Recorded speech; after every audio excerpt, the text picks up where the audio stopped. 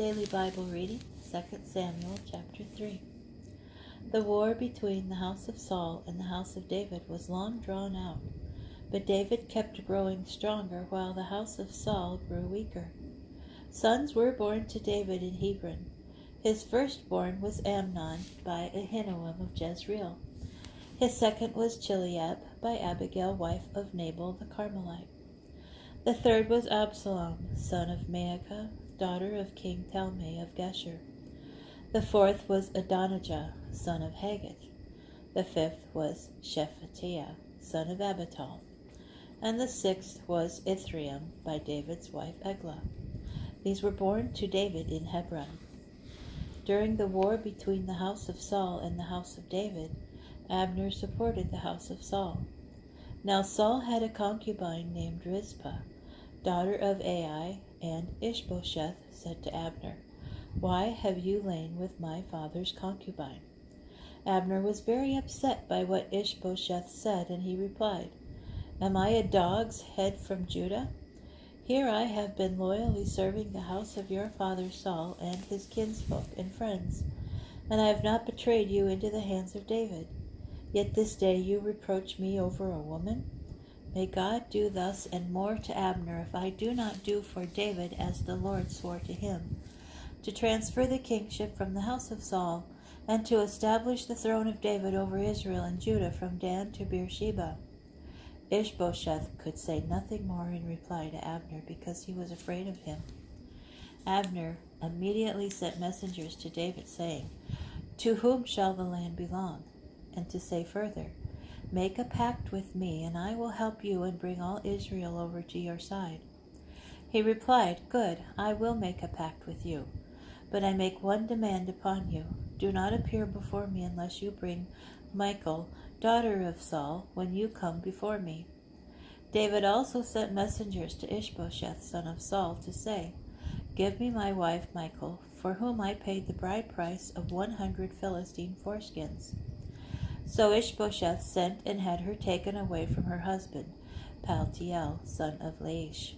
Her husband walked with her as far as Bahurim, weeping as he followed her. Then Abner ordered him to turn back, and he went back.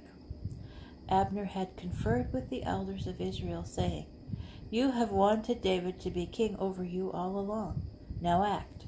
For the Lord has said concerning David, I will deliver my people Israel from the hands of the Philistines and all its other enemies through my servant David."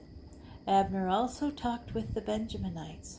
Then Abner went and informed David in Hebron of all the wishes of Israel and of the whole house of Benjamin. When Abner came to David in Hebron, accompanied by 20 men, David made a feast for Abner and the men with him. Abner said to David, "Now I will go and rally all Israel to your majesty. They will make a pact with you, and you can reign over all that your heart desires." And David dismissed Abner, who went away unharmed.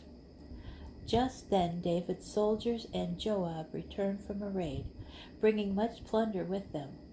Abner was no longer with David in Hebron, for he had been dismissed and had gone away unharmed.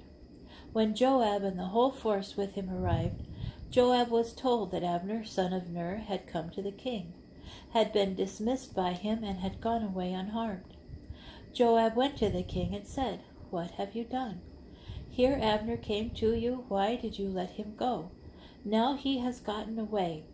Don't you know that Abner, son of Ner, came only to deceive you, to learn your comings and goings, and to find out all that you are planning?" Joab left David and sent messengers after Abner, and they brought him back from the cistern of Sirah. But David knew nothing about it. When Abner returned to Hebron, Joab took him aside within the gate to talk to him privately. There he struck him in the belly.